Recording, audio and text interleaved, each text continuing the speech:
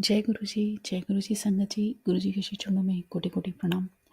संगत जी, जब आपका कनेक्शन गुरु जी के साथ जुड़ जाता है ना, तो गुरु जी आपको हर छोटी से छोटी और बड़ी से बड़ी चीज़ के लिए गाइड करते हैं, आपको सपोर्ट देते हैं, पूरा सिस्टम प्रोवाइड करते हैं, पूरी व्यवस्था कर देते हैं और चीज़ें ऐसे फ्लो करती हैं फ्रीली कि आपके सामने चीज़ें आती जाती हैं।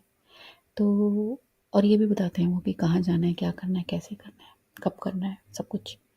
तो मैं थोड़ा जैसे चाह रही थी कि मेरे साथ कोई सूक्ष्म गुरु हों तो मेरे को गुरु जी के मिल गए, उनकी फॉर्म में मिल गए। मगर अब मेरे कुछ एक्सपीरियंसेस होते हैं, तो मैं चाहती थी कि या कोई भी डिस्कशन होती है स्पिरिचुअलिटी से रिलेटेड, तो मैं चाहती थी कि मैं किसी से बात करूं। तो मैंने ऐसे ही कोई आचार्य जी को ढूंढा। मैं पॉडकास्ट वगैरह, मतलब जो भी स्पिरिचुअल स्टफ होता है मैं सुनती रहती हूँ, चाहे वो पॉडकास्ट हो, कोई बुक हो या कोई डिस्कशन हो, तो मैं सुनती रहती हूँ। तो उसमें मेरी बड़ी इच्छा हुई, एक लाइक आचार्य जी हैं और उनका वो एक स्पीकिंग ट्री के चैनल पर आए थे, DOI पर। और उसमें मैंने उनका पॉडकास्ट सुना, मुझे बहुत ही रियलिस्टिक लगा और वो मतलब बहुत ही लॉजिकल बात बताते हैं, बोलते हैं और बड़े मतलब उनकी बातों में मेरे को अपने आंसर्स मिल रहे थे।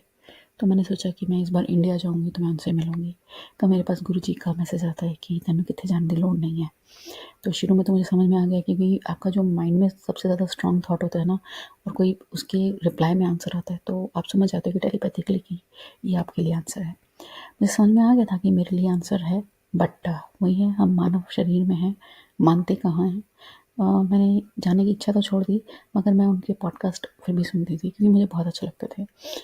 तो उसके बाद आप मानिए कि क्योंकि गुरुजी नहीं चाहते थे कि मैं कहीं और अपना डिस्ट्रैक्ट हूँ, ध्यान भटकाऊँ, जो मुझे समझ में आया अपने एक्सपीरियंस से।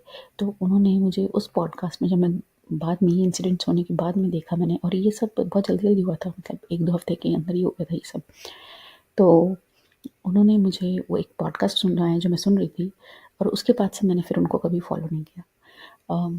तो उसमें उन्होंने एक लाइन बोली उस पॉडकास्ट में कि हम लोग तो डार्कनेस में स्टार्स की तरह, जैसे होता है ना छोटी सी टॉर्च होती है, वैसे हैं। And the darkness that is a complete emptiness is the Shiva. तो ही सेड कि तो हम लोग छोटे छोटे स्पेक्स हैं लाइट के। तो वो आपको क्या मार्ग दिखाएंगे। तो don't follow us, just follow Shiva. तो जब उन्होंने ये बोला ना, लिटरली उनके वर्ड्स यही थे। तो मेरी जैसे it was I opening thing for me, and he was looking into the eyes. ऐसा कैमरे का फोकस भी ऐसे था, तो मुझे ऐसा प्रतीत हो रहा था जैसे वो मुझे से कह रहे हैं कि do not follow us, just follow Shiva. And हमारे गुरुजी महाराज तो महाशिव है। तो मतलब मेरे अंदर अंतरात्मा को ऐसा लगा कि ये मुझे कहा जा रहा है कि to not follow any other person except R Guruji Maharaj. और मैंने उसको एक्सेप्ट किया। मैंने उसके बाद से उनको मतलब उनके पॉडकास्ट वगैरह भी देखना बंद कर दिया। और उसके बाद मेरे को ऐसा गुरुजी का मैसेज नहीं आया कि तैनू कित्थे जाने की लोड़ नहीं है। तो डेफिनेटली वो मैसेज मेरे लिए था।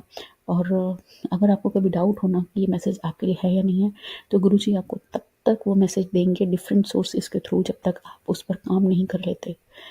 तो वो रिकन्फर्म ज़रूर करते हैं। और ऐसा मैंने पुरानी संगत है, आंटी सुखमनी आंटी स्पेशली, मैंने उनके सत्संग में सुना था, तो वो बोलती हैं कि उनका सत्संग में जब समाधि नहीं बनी थी और सब लोग बहुत अपसेट थे, तो गुरुजी ने टाइम डिसाइड किया था कि तब तक हो जानी चाहिए। और कोई प्रिपरेशन नहीं थी, because everybody was so down that time कि हाँ। तो उन्होंने सबसे पहले सुखमनी आंटी को बोला था ऐसा कुछ ड्रीम दर्शनी टेलीपैथिकली।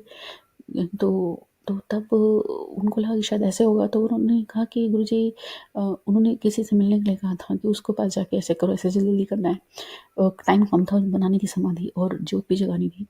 कुछ टाइम था जो गुरुजी ने दिया था। तो आंटी ने बोला कि गुरुजी, उनको भी पता चल गया था जिनके पास आना था। तो बट द पॉइंट इज़ कि आंटी ने बस सिंपली, मैं सॉरी गुरुजी महाराज और सॉरी संगत जी अगर मैं कुछ मिस कर रही हूँ तो इस सत्संग में, क्योंकि मैंने बहुत पहले सुना था सत्संग, but the gist was this कि गुरुजी हमेशा रिकन्फर्म करते हैं अपने मैसेजेस को टेलीपैथिक के। तो गुरुजी ने मेरे केस में 2 बार किया, और मुझे समझ में आ गया कि दिस इज़ फॉर मी, और मैंने नहीं किया, तो सब कुछ जैसे गुरु जी की मर्ज़ी के अनुसार चल रहा है। मैं उनके चरणों में हूँ, मैं कहीं इधर-उधर नहीं जा